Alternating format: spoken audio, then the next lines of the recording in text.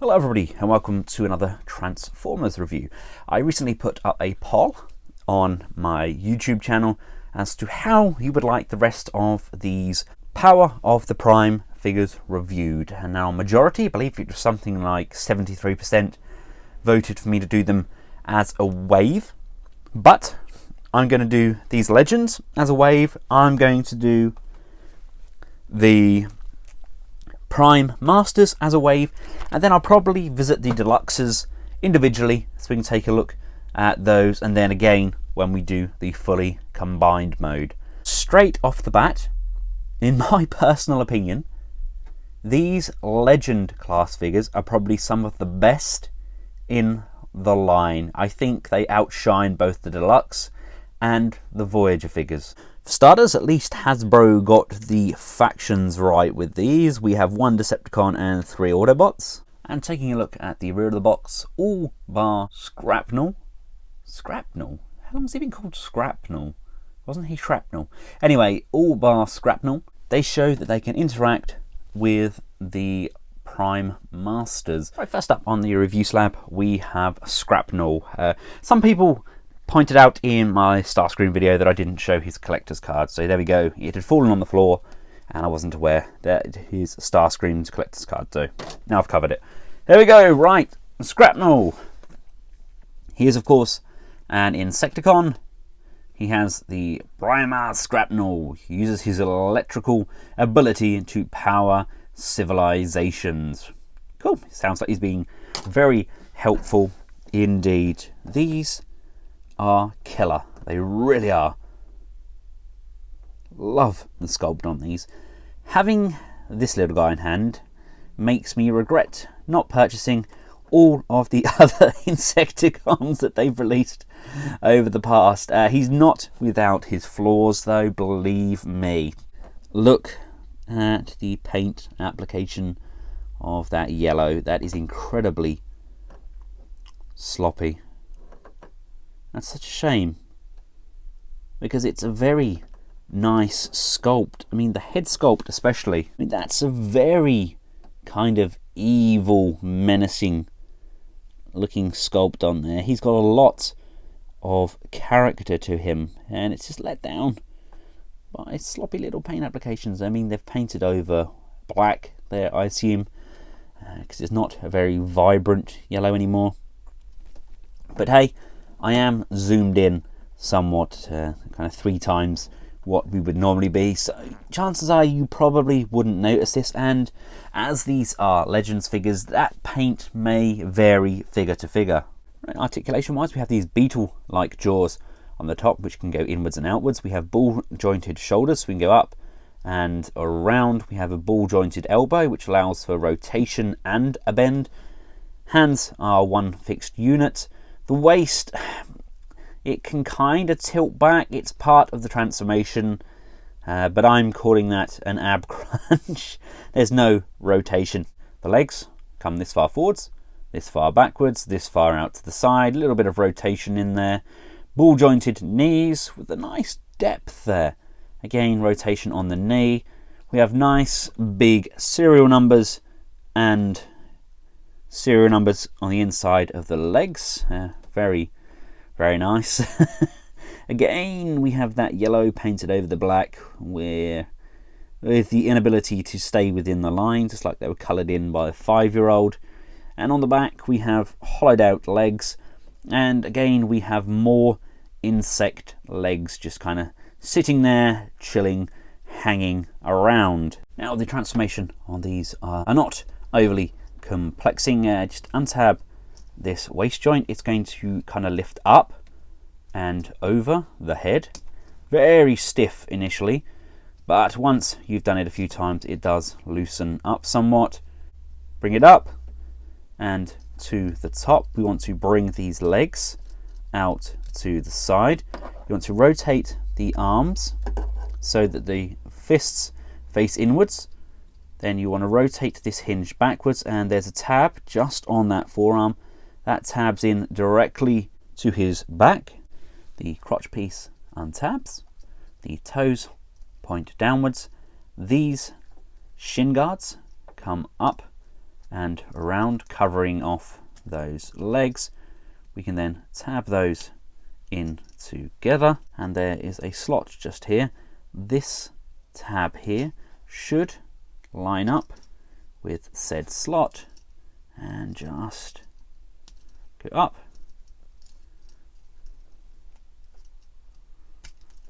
over, and we just push and tab that into location, and then we can just bring these round to the front, and there we have a pretty nice insect mode.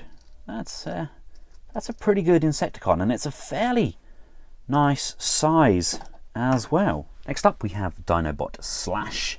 I believe Slash came around in the Movieverse era, didn't he? I hadn't really heard anything about him prior to then. Correct me if I'm wrong, maybe he was in the comics. Collector's card, there we go. The revived species from fossilized remains. That's a pretty nifty speciality there. Really nice, sleek figure. Much like we got with Grimlock, we get this kind of translucent smoked plastic, very much like the G1 toys. A few people have asked me actually with regards to Grimlock, do I see there being any damage or anything that can occur with Grimlock's chest plate over time due to the production of the plastic? Not really. It doesn't feel brittle at all. It's basically a kind of a translucent shell built over the top of a plastic frame, and it doesn't feel any more fragile than what you'd get with some of those translucent phone cases. I've had one on my phone before, I've dropped it and it didn't even scratch at all, so I can't see his chest being a problem. But anyway, I'm digressing away from Slash. I don't know if they're aware, but Slash in the UK is a nickname for when you go and urinate. So there you go.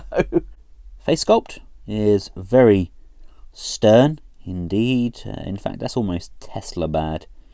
There, I'm not. That's a funny old nose he's got going on. Nice diddle insignia there. Paint applications on him are actually very nice indeed.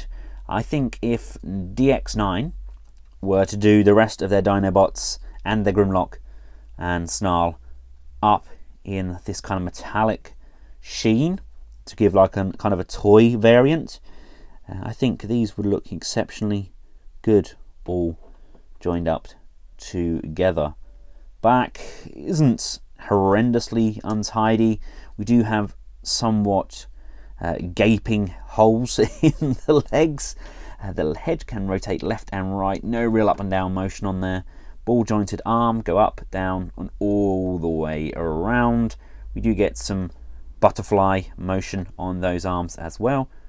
We get a mushroom peg, which allows a rotation on the bicep, a bend on the elbow. It's nice that they don't have exactly the same articulation as well. Obviously, the SKRAPNEL had the ball jointed arms. This guy seems to be more fluid and more natural. Now, I know that has to do with what transforms into what, but it's nice to have a bit of variation in your Legends figures. The legs can come this far forwards, come out to the side. We have an upper thigh rotation there. We have a nice bend at the knee, and unfortunately the feet are a fixed piece. We can move them down, but we don't have any heel spurs, unless we don't have any real rotation or pivoting on those feet at all. And having him alongside Grimlock, he looks like he should be his kind of target master, doesn't he? Now, the transformation isn't overly complexing. We bring the tail up and over the head. We want to bend these feet downwards and all the way around. These are actually going to rotate around. Just tab in at 2 points, actually very securely indeed. And this comes up, and there's these 2 tabs on the chest. They're going to locate with the slots on those legs, and that's just going to tab in there nicely. These can come down like so. The feet will then come and tab in to the fists. I like how that does that, actually. It does still look a little bit like he's got fists hanging off the back of his feet, but that's quite nice. That's quite a little ingenious way of doing that. We lift up this piece, we can then bring this forwards, bring these arms over, bring the head down, and then bring this back off. And there we have him. That's actually very nice. Very good nod to the G1 era of Dinobots. The jaw does open up. He's actually really nice. I like, again, they've used this plastic translucent cover over the existing plastic, and it works. It does work. This is where our little headmasters or prime masters or whoever we put in there, they can just sit in there comfortably. They would then tab in on there like so, and then we would just have them riding along like something off Ark, doesn't it? But no, I am genuinely very impressed by this little dude. He does give that really nice retro feel to him. My son's gonna love this one. He absolutely loves velociraptors. I'm not sure if this is a velociraptor. I know it's a raptor of some sort. I'm sure there's some paleontologists out there that can tell me for certain. But yeah, I actually like how this one looks. I like what they've done with him. Next up, we have Beachcomber, one of my favourite characters as a kid. Now, the sculpt is very good for Beachcomber. He does come with his card, the Prima Beachcomber, a valiant warrior for peace. Now, as much as I love how this guy looks, he does look a little bit stumpy, as if he's had a few too many speciality brownies and had the munchies. He does look a little tiny bit tubby, doesn't he? The head sculpt boasts a very good likeness of both his toy and animation counterparts. Nice sculpting there on the chest. It's actually a lot of detail gone into this figure. Unfortunately, I just know that somebody like Machine Boy or Wei Zhang again are going to go and upscale this just a fraction, say 1.5 times, and going to make it a masterpiece stand-in. Now, I'm happy with the X-Transbots version. I think it does look like a masterpiece Beachcomber, but I know a few people out there will be happy to buy something cheap with this level of sculpting. He does look good. He does look very peaceful indeed. We have his wheels up there. We have the part of the engine up there on the back here. Lovely detailing. Again, we do have somewhat hollowed out legs, but I think that's acceptable. Now, I know I keep referring back to my oversized version of Legends Prime, but I actually think that's a very good height comparison. He's kind of a mini bot, isn't he? And I think that's a very good scale. A lot of you have been asking where I got this one from. I will include a link at the end of the video as well, which takes you through to where you can get these. Looks really nice alongside Huffer as well, although I may get a gold pen and just paint one of these hands up from the Golden Lagoon. Right, now to get Beachcomber transformed up, come around to the back, lift this piece up. This actually slides, giving him a longer torso. We can flip these pieces forwards and then flip these wheels and legs up and over, and they are going to tab in together at the front and together on that frame system. This can then come back over and it's going to line up with these pegs. The arms are going to come in and straightening them off. There's a tab and a slot just on the side there. That's going to tab in. That's going to tab in, and that, my lovelies, is Beachcomber, all transformed up. It's a very straightforward transformation, not too much involved there, and we do have a fairly visible head at the back there. But all in all, that's not a bad looking alt mode. Now, like we got with Slash, we can put a driver in the driving seat, although don't look at the sculpt inside there because he's about a foot away from the steering wheel. There's no way of him reaching down, or reaching down and driving at all. So it's a good job. He is a sentient being and he can drive himself. Lovely Autobot insignia on the front there. All round, it's a very nice alt mode, and it does kind of roll. Last but by no means least, my personal favourite of the group is Windcharger. Quick look at his card, lovely artwork. Solus Windcharger. Solus, forges weapons that shred enemy magnetic fields. So he is a forger. That's always good to know. Finally, we have a really nice looking Legends Windcharger. They've always been close, but never quite succeeded. That being said, there is still something a little bit off about that face sculpt. We've got a sprue mark just up here, but all in all, you could ask anybody who has some sort of inkling with regards to the G1 continuity which character this is, and I would be able to tell you it is Windcharger. I believe it was T-Man on his channel done a very comprehensive look at all the different versions we've had of Windcharger in the past, including like the alternators, etc. All kind of bringing it up to date where we got this guy.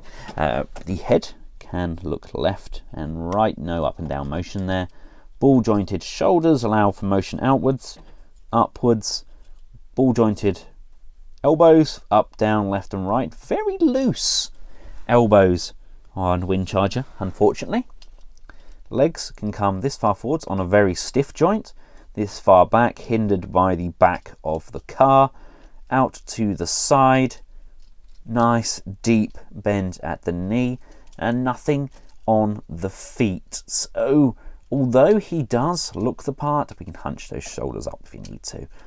He actually has one of the least articulated bodies out of these 4 legend figures. Again, bringing in Huffer, these two do look rather tasty together. Now let's see how good he looks transformed up. You can bring up his bonnet section, that's going to rock forward, and at the same time we can just rock the arms up as well, hunching them up on those shoulders. And when this is completely forward, everything lines up. So there's these slots on the inside of the arms. They're going to line up with those circular tabs on the torso, and that sits down there nice and squarely. These pieces untab from the back here.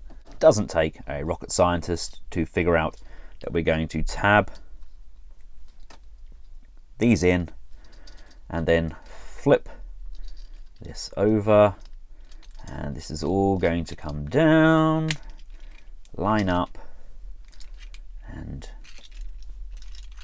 tab in quite nicely. Wondering if I should have turned his head.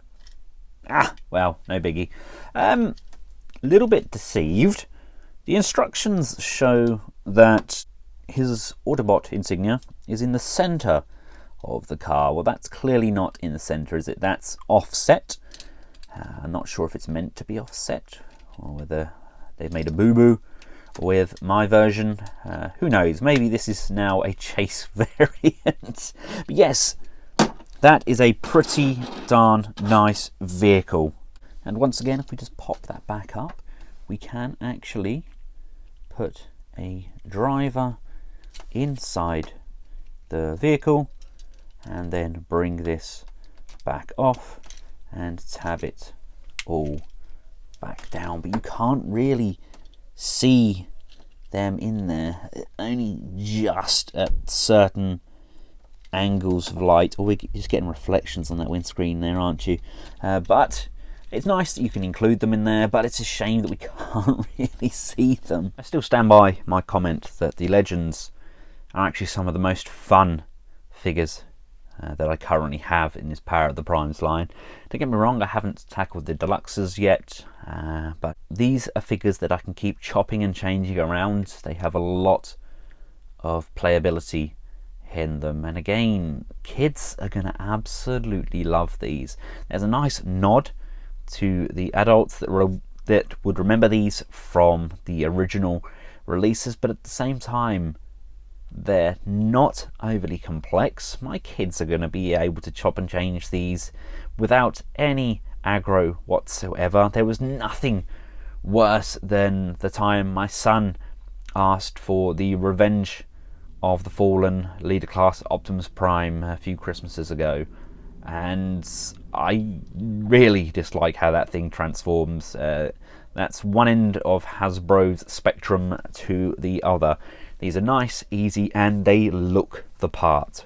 Especially love how these guys look together. I know that, is it MechFan Toys have done upscaled versions of the Dinobots. If they'd done those in the kind of G1 toy versions, then I think this being a Raptor and those being slightly bigger, they'd look exceptionally good together. And here they are all again transformed up into their robot modes. I'm very much looking forward to the second wave of these Legends. They're good fun figures and they don't take up much space on your shelves and make exceptional stocking fillers for kids. Personal favourites from these, I'd like how Windcharger and Beachcomber look, but the surprise favourite I think has got to be Slash.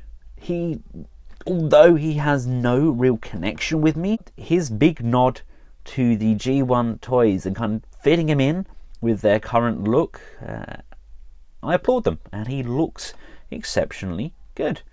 I assume he's a he may be a female. He's very slender and slight, who knows. Personally, I think SKRAPNEL is the weakest of the four, just due to those darn awful paint applications, but saying that, he still leaps and bounds ahead of Voyager class Starscream.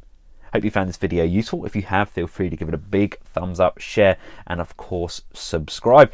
As mentioned, I've included a link up here to that oversized Optimus Prime, and the playlist is just down here for the rest of the Power of the Primes line.